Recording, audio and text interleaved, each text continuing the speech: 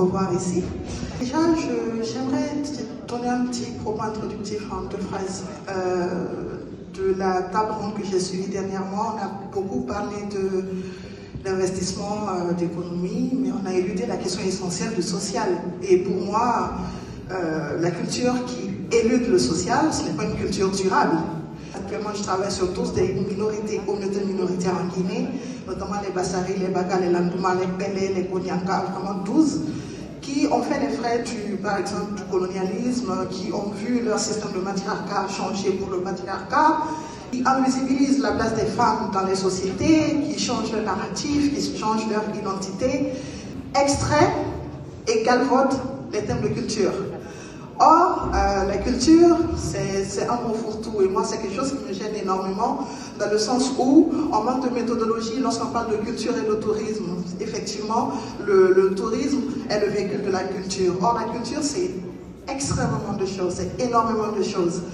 Une culture qui ne se réapproprie pas son narratif, ce n'est pas encore une fois une culture durable. Pour moi, aujourd'hui, nous avons tous une responsabilité, c'est de travailler sur notre identité et même créer, recréer ou se réapproprier, apprendre, identifier, transmettre un mythe fondateur. Le mythe fondateur, il peut être culturel, il peut être politique, il peut être économique, il peut être historique, mais ce qui est vraiment important, c'est que le mythe fondateur culturel et historique soit des mythes fondateurs qui vont collaborer et qui vont réhabiliter les gens et leur vie, et leur histoire et leur identité. Si on manque de méthodologie dans ce sens-là, je pense qu'on n'est pas dans une posture de pérennité. On aura beau chercher des investisseurs, on aura beau chercher des partenaires, on va encore une fois rester sur les questions d'essentialisation de la culture. La culture, c'est la musique, c'est le cinéma, c'est le folklore, c'est l'art plastique, c'est le culte, c'est le cultuel aussi. J'ai entendu aujourd'hui Branding de Guinée, j'ai entendu labellisation de notre LEPI. Pour moi, on a des attitudes qui sont en train de déposséder ces éléments de leur essentiel, de leur essence. C'est quoi l'essence du LEPI? C'est la cotonnade aujourd'hui qui pose une problématique où la Guinée n'est pas le premier pays producteur de coton, où on va importer par exemple du Burkina Faso, du Mali. Branding qui va faire un focus sur le Nimba. Or, la Guinée, c'est un pays qui a produit énormément de masques. Qu'est-ce que nous sommes en tant que culture au pluriel? Et comment les institutions étatiques, les institutions internationales, comment également les acteurs privés aujourd'hui prennent place? C'est quoi les nouveaux métiers de l'art? C'est quoi les nouveaux métiers de l'art? Il est important qu'on le redéfinisse. C'est quoi un archiviste? C'est quoi un historien? C'est quoi un conservateur? C'est quoi un restaurateur? C'est quoi un peintre? C'est quoi un djembé donna? Je dis ça en malinqué. C'est quoi une artisane? Qui en est le social? Où est-ce qu'on va encore une fois? Pour moi, c'est la question de mon engagement de durabilité. C'est la question essentielle de la culture et de l'identité, c'est de réhabiliter le social.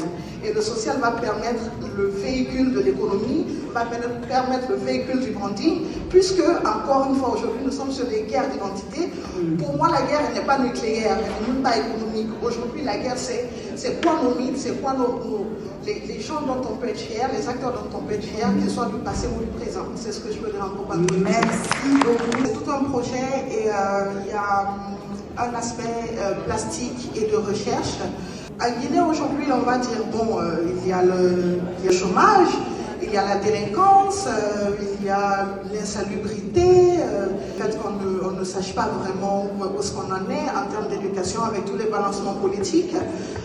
C'est d'aller dans les quartiers où les jeunes sont, entre guillemets, perdus sur la question d'identification, de la question de projection, parce que l'art et la culture, c'est aussi une question de projection.